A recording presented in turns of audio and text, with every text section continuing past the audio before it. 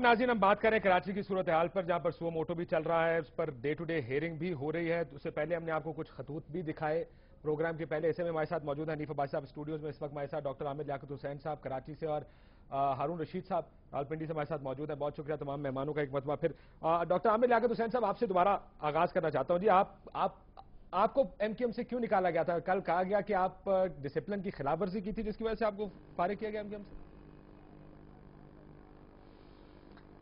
جی میں تو کبھی اس بارے میں نے کبھی بھی گفتگو نہیں کی اور نہ کرنا چاہتا تھا، لیکن حیدر عباس رضوی صاحب نے شاید سنا ہے میں نے کہ کسی چینل پر کہا کہ ہم نے ان کے اسٹیٹمنٹ پر ان کو شاید نکال دیا۔ تو پہلے تو ان کو اپنے بڑوں سے پوچھ لینا چاہیے تھا کہ بات کیا ہے، اور بچوں کو بولنے سے پہلے بڑوں سے معلومات حاصل کر لینی چاہیے کہ، اور ظاہر ہے کہ ان کی اور ذوالفقار مرزا صاحب کی آپس میں لڑائی چل رہی ہے، مجھے نہ گھسیٹیں۔ ہاں مجھے فخر ہے کہ میں نے قادیانیت کے خلاف اسٹیٹمنٹ دیا، اور مجھے فخر ہے کہ میں ختم نبوت پر ایمان رکھتا ہوں، اور مجھے فخر ہے کہ میرے نزدیک سلمان رشدی واجب القتل تھا، واجب القتل ہے، اور واجب القتل رہے گا۔ اگر یہ اسٹیٹمنٹ میرے نکلنے کا سبب بنا ہے تو میرے اس نکلنے پر بھی مجھے بہت فخر ہے، اور اس اعزاز پر میں ہمیشہ اللہ تعالیٰ کے حضور سر بسجود رہوں گا۔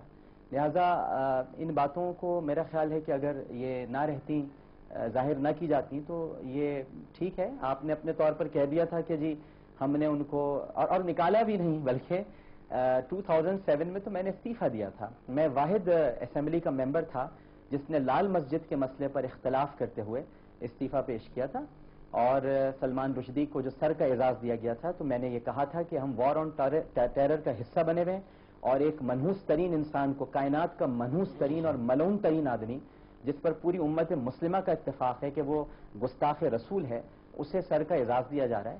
تو میں نے اس پر احتجاج کیا تھا، اور کھل کر احتجاج کیا تھا، یہ پوری دنیا کو معلوم ہے۔ میں نے استعفیٰ دے دیا تھا 2007 میں۔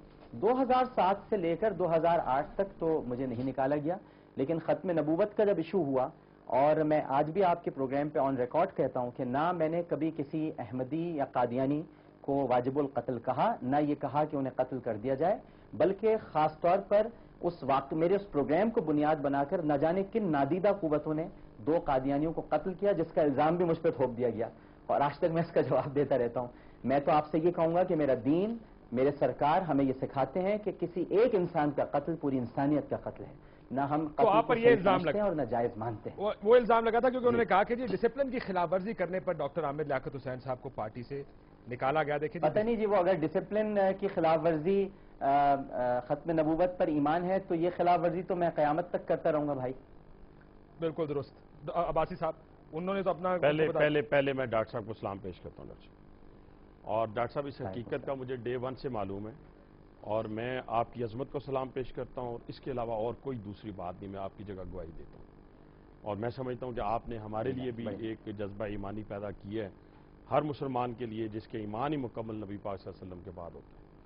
اگر ان پہ ایمان نہیں ہے تو ہمارا ایمان مکمل نہیں ہے۔ لیکن